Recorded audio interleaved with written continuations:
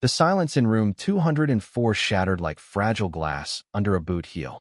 For 10 long years, Elias Hawthorne had been a ghost in his own body, his lips sealed tighter than a battlefield bunker, his eyes distant echoes of horrors no one dared ask about.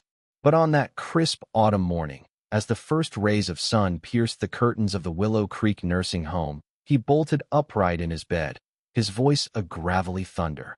"Nurse, bring me my uniform." Lily Ramirez, the young nurse who'd cared for him since her first day on the job 5 years ago, froze mid-step, her tray of medications clattering to the floor. Pills scattered like fallen soldiers across the linoleum. She spun around, heart pounding, convinced she'd imagined it. Elias hadn't uttered a word since the day he was admitted trauma from the war, the doctors said, a silence born of losses too deep to voice. But there he was, his frail hands gripping the bedsheets, his gaze locking onto hers with an intensity that made her skin prickle. "Please," he rasped again, the word laced with desperation. "My old uniform. It's time." Lily's mind raced. Time for what? Elias was 85, a decorated veteran of World War II, his body a map of scars from Normandy to the Ardennes. He'd lost his wife, Margaret, to cancer shortly after his return, and their only son in a senseless car accident years later. The silence had claimed him then, a voluntary exile from the world that had taken everything. Staff whispered he was waiting to die, but Lily had always seen flickers of life in his eyes, moments when he'd stare at the faded photo on his nightstand, a young soldier grinning beside a beautiful woman under a cherry blossom tree. She nodded quickly, wiping her hands on her scrubs. "Of course, Mr. Hawthorne. It's in storage, right? Let me call down to the basement." As she picked up the phone, her voice trembled, not from fear, but from the miracle unfolding before her. Elias leaned back against his pillows, a faint smile cracking his weathered face, the first she'd ever seen. It was as if a dam had burst, releasing a flood of memories that had been pinned up for far too long. Word spread through the nursing home like wildfire. By lunchtime, nurses and aides peeked into his room, murmuring in hushed tones. Dr. Patel, the head physician, arrived with his stethoscope and a puzzled frown. "Elias, this is remarkable," he said, checking his vitals. "What prompted this? Are you in pain?" Elias shook his head slowly, his voice gaining strength with each word. "No pain, document. Just clarity. I heard the birds this morning. Sounded like the ones back in 44, before the bombs." He paused, his eyes misting. "Margaret loved birds. Said they were God's messengers." Lily returned an hour later, the uniform draped over her arm like a sacred relic. It was olive drab, worn but meticulously preserved, medals pinned to the chest glinting under the fluorescent lights, a purple heart, a bronze star, symbols of valor that now seemed relics from another life. Elias reached out, his fingers tracing the fabric as if greeting an old friend. "Thank you," he whispered, tears welling. As he held it close, the room filled with an unspoken weight, the air thick with the ghosts of his past. That afternoon, Elias began to talk, haltingly at first, then in torrents, as if afraid the words might vanish again. He spoke of D-Day, the beach a Hell's Cape of blood and sand, how he'd carried a wounded buddy 3 miles under fire. His name was Tommy, Elias said, his voice cracking. "Kid from Brooklyn, dreamed of being a jazz musician. Died in my arms, begging for his mama." Lily sat beside him, listening, her own eyes brimming. She'd come to America from Mexico as a child, fleeing violence, and Elias's stories resonated like echoes of her family's struggles. But as the sun dipped low, Elias's tales turned personal. "Margaret," he murmured, clutching the photo. "We met at a USO dance. She wore a red dress, spun like a top on the floor. Promised I'd come back whole. He hadn't, not really. The war had stolen pieces of his soul, and when she died, the rest followed. I stopped talking because what was left to say? The world moved on, but I was stuck in the trenches." Lily placed a gentle hand on his. "You're not stuck anymore, Mr. Hawthorne. You're here, with us." He looked at her, gratitude shining through the pain. "Call me Elias, child. And thank you for seeing me, not just the silence." As night fell, Elias slipped the uniform on over his pajamas, the fit loose on his shrunken frame. He sat by the window, staring at the stars, whispering names of the lost. Lily left him there, her heart heavy with the beauty of his awakening. Little did she know, this was only the Beganinga door cracked open to secrets buried deeper than any grave. In the days that followed, Elias's voice became a beacon in the nursing home, drawing residents and staff alike to his room like moths to a flame. He'd don the uniform each morning, sitting tall in his wheelchair, recounting tales that painted vivid pictures of a world long gone. The bulge was the coldest hell you could imagine, he'd say, his eyes distant. Snow up to our knees, fingers frozen to our rifles. But we held the line because we had 2-4 home for each other. The other veterans nodded solemnly, their own silences cracking under the weight of shared memory. Lily found herself spending extra hours with him, not out of duty, but a growing bond. She shared her own stories, how her grandmother had hidden from cartels in the hills, teaching her the power of quiet resilience. "You're like her," Elias told her one evening, strong without shouting it. Their conversations wove threads of connection, bridging generations scarred by different wars. But Elias's revival stirred something deeper. He began asking for small things: a newspaper from 1945, a record of Glenn Miller tunes. The staff obliged, puzzled but moved. Then came the request that changed everything. "Lily," he said one rainy afternoon, his voice steady, "there's a letter in the uniform's pocket. Read it to me." She fished it out carefully, a yellowed envelope, addressed in elegant script, "To my dearest Elias." Inside, words from Margaret, written on the day he shipped out. "My love," it began, "if the world takes you from me, remember, you fought not just for victory, but for the light in people's eyes. Come home and shine it again." Elias wept openly as Lily read, the words a balm on old wounds. "I forgot," he choked. "I let the darkness win." That letter sparked a fire. Elias started an informal gathering in the common room, calling it Remembrance Hour. Residents shared their stories, widows of lost loves, children of immigrants, even a Holocaust survivor named Rosa who rarely spoke. "We all carry battles," Elias said, his uniform a symbol of endurance. "But sharing them, that's how we win the peace." Yet, amid the healing, a shadow loomed. Elias's health faltered. His coughs grew harsher, his energy waned. Dr. Patel pulled Lily aside. "His heart's giving out.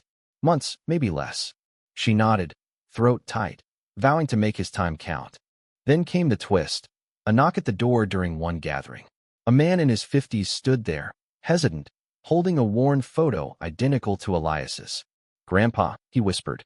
It was Samuel, Elias's grandson, thought lost after a family rift decades ago. Samuel had been searching for years, triggered by a news article about silent veterans breaking their vows. "Dad told me you died in the war," Samuel said, tears streaming. "But I found letters. I had to come." Elias stared, disbelieving, then pulled him into a trembling embrace. "Boy, my boy's boy." The room erupted in quiet sobs, the unexpected reunion a burst of light in the twilight. Samuel's arrival shifted everything, adding layers of regret and redemption. He shared how the family's silence had echoed Elias's fractures from unspoken grief. As Samuel stayed, helping Elias recount family lore, the old soldier found new purpose. "I spoke again for this," Elias confided to Lily, "to mend what was broken." But as his strength faded, he whispered a secret. The uniform wasn't just for memory, it was for his final march. With Samuel's arrival, the nursing home transformed into a haven of rediscovery. Elias, bolstered by his grandson's presence, delved deeper into his past, unearthing stories he'd buried even from himself. "Your father, me son, Jacob, was a Spitfire," he told Samuel one quiet evening, the uniform's medals catching the lamplight. "Wanted to enlist like me, but I forbade it. War's no glory, boy. It's survival." Samuel listened hungrily, filling notebooks with details, healing the generational gap with every word. Lily watched the bond grow, her heart swelling with the humanity of it all. She'd arrange outings, wheelchair pushes through the garden, where Elias pointed out birds, echoing Margaret's love. "See that, Robin? Means hope's coming," he'd say, his voice a mix of gravel and grace. But beneath the joy, tension built. Elias's coughs turned bloody. Nights brought fevered dreams of trenches and lost comrades. One stormy night, as thunder rattled the windows, Elias called Lily to his bedside. The uniform. It's got more secrets.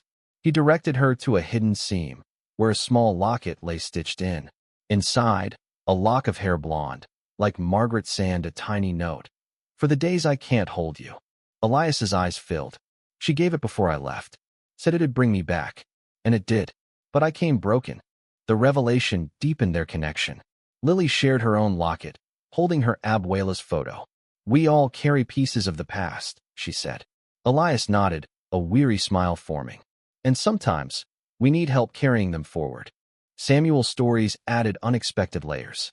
He'd served in Afghanistan, silent about his own traumas until now. I lost friends too, Grandpa. Froze up after. Elias gripped his hand. Then speak, son. Don't wait like I did. Their shared vulnerabilities created a ripple. Other residents opened up, forming bonds that turned isolation into community. But the twist deepened with Rosa's involvement. The Holocaust survivor, usually withdrawn, approached Elias during Remembrance Hour. Your uniform. It reminds me.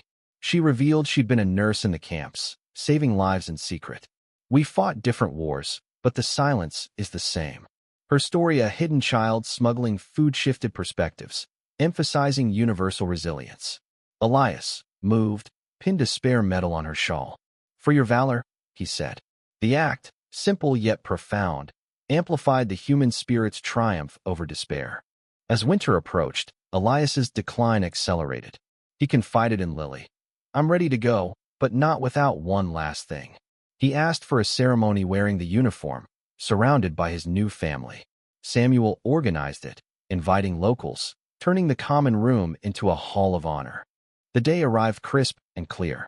Elias, frail but resolute, wheeled in, uniform crisp. Stories flowed, laughter mingled with tears. But as he spoke of forgiveness, his voice faltered. I held grudges against the world. But love wins. He looked at Samuel, Lily, Rosa. You taught me that. In the quiet after, Elias whispered to Lily. Thank you for bringing it back. She squeezed his hand, knowing this was his farewell march. The ceremony lingered in everyone's hearts like a fading echo, but for Elias, it marked the crest of his wave. In the weeks that followed, his strength ebbed like the tide, yet his spirit burned brighter. Mornings found him in the uniform, dictating letters to Samuel, apologies to old comrades, love notes to ghosts. Dear Tommy, one began, I carried your dream. Played that imaginary sax in my head through the worst. Samuel typed faithfully, tears blurring the screen, realizing these were Elias's final salvos against regret. Lily became his constant, administering meds with gentle words. You're a fighter, she'd say. He chuckled weakly. Now I'm a storyteller. Their bond deepened into something familial. She confessed her fears of losing patience, of the emotional toll. You remind me why I stay, she admitted. Elias's eyes softened. Because you see the person, not the pain. That's rare, Lily. Rosa's friendship added poignant depth. She'd visit daily, sharing Yiddish folktales that mirrored Elias's war yarn, stories of survival laced with humor and heartbreak. One afternoon, she brought a violin, playing a haunting melody from her youth. Elias hummed along, eyes closed. Margaret danced to that, he murmured. The music bridged their worlds, a twist of cultural fusion that highlighted humanity's shared threads. We're all refugees from something, Rosa said. Elias nodded. And home is where we find each other. But as snow blanketed the grounds, Elias's health plummeted. Fevers raged, dreams turned nightmarish. One night, he gripped Samuel's arm. The uniform. Bury me in it. Samuel promised, choking back sobs. With honors, Grandpa. It was a vow that mended old rifts, turning loss into legacy. In quieter moments, Elias reflected on his silence. I thought speaking would break me further, he told Lily. But it healed. She smiled through tears. You healed us too. His tales had inspired a home-wide initiative, history circles, where elders voiced long-buried truths, fostering empathy in a world quick to forget. The end approached on a serene dawn. Elias, uniform donned one last time, gathered his loved ones. Don't mourn the quiet man, he whispered. Celebrate the one who spoke. As his breath slowed, peace settled over him, the uniform a shroud of dignity. In the aftermath, Samuel and Lily honored Hema's funeral with full military rites, the uniform his eternal armor. Rosa played her violin at the graveside, notes soaring like freed birds. The nursing home erected a plaque in memory of Elias Hawthorne, who taught us the power of breaking silence. Yet, in a final twist, a package arrived weeks later, Elias's journal, hidden in the uniform's lining, filled with poems of love and loss. For those who follow, it read. They shared it, ensuring his voice echoed on, a testament to the enduring human spirit.